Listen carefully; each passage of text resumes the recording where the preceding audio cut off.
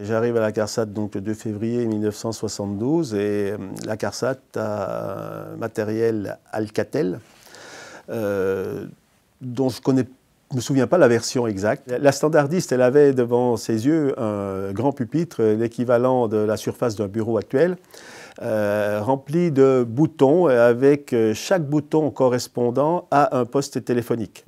Elle pouvait superviser l'occupation des postes. Et elle avait également un bandeau qui lui permettait de voir tous les appels en attente de décrocher. Donc pour elle, il fallait absolument qu'elle écoule un maximum de trafic. Et elle pouvait entrer en tiers dans la conversation pour permettre, indiquer aux gens de raccrocher pour pouvoir passer un autre appel. Donc c'était un matériel visuel, je dirais plutôt visuel qu'auditif, et la standardiste devait écouler un maximum de trafic déjà à cette époque. On n'avait qu'une seule standardiste pour ce pupitre-là, et qui gérait 48 postes à l'époque pour environ 350 salariés. Ensuite, on évolue en 1981, la CARSAT déménage. On part en zone industrielle nord. Et là, on a un nouveau matériel qui est installé, et c'est un matériel Alcatel également, P40, modèle P40. C'était un modèle qui avait évolué, où là, on se retrouvait, les standardistes avaient une console de supervision. Et la nouveauté, la CARSAT, on a embauché un standardiste non-voyant. Le standardiste non-voyant avait, lui, pour pouvoir transférer ses appels, un fichier écrit en braille par agent et par service avec le nom de l'agent, sa fonction et le numéro de téléphone sur lequel on pouvait transférer les appels. Ce qui était très difficile pour lui et long, il est obligé de faire patienter un peu les clients pour pouvoir le temps qu'ils recherchent sa fiche. Et on avait d'autres standardistes qui étaient, voyants, et qui écoulaient beaucoup le reste du trafic. Et ces systèmes étaient, le système du P40 était un système assez conversationnel. On pouvait commencer à lire sur des écrans les données qu'on transférait. Voilà, donc on pouvait aller dans les menus et suivre les... Oui, c'était plus des boutons, et là on allait plus sur... déjà un peu plus du côté de l'informatique.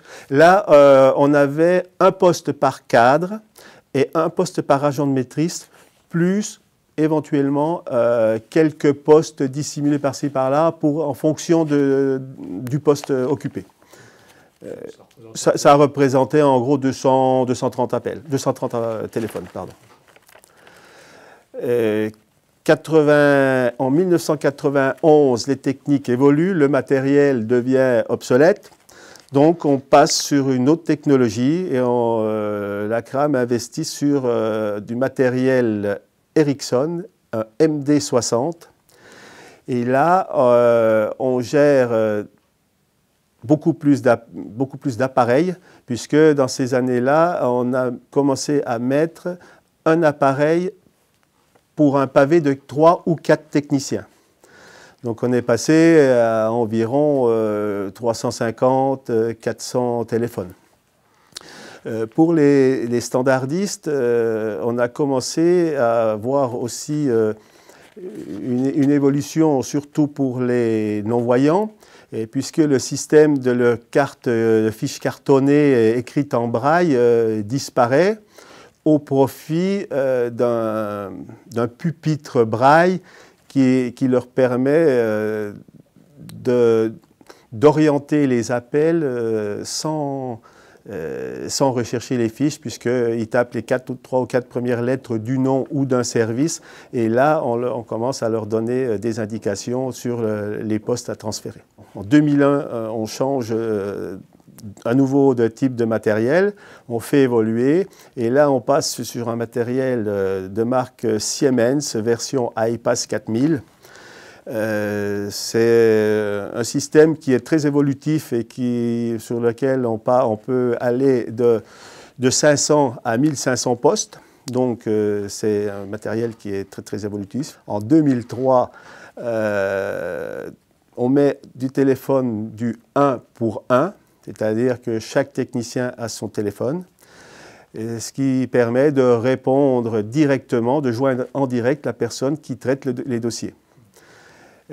Pour ce qui est des standardistes, là, on passe à cette même époque à une synthèse vocale, ce qui, là, leur permet de supprimer le pupitre braille et d'avoir sur un casque qui permet d'avoir sur une oreille gauche d'entendre l'appelant et l'oreille droite la synthèse vocale qui leur donne des indications du transfert d'appel ou de ce qu'ils peuvent faire. Donc ça a été une très grosse avancée pour eux, pour ces personnes non-voyantes, qui peuvent maintenant travailler aussi rapidement que les autres et ils font un peu moins appel à leur mémoire également.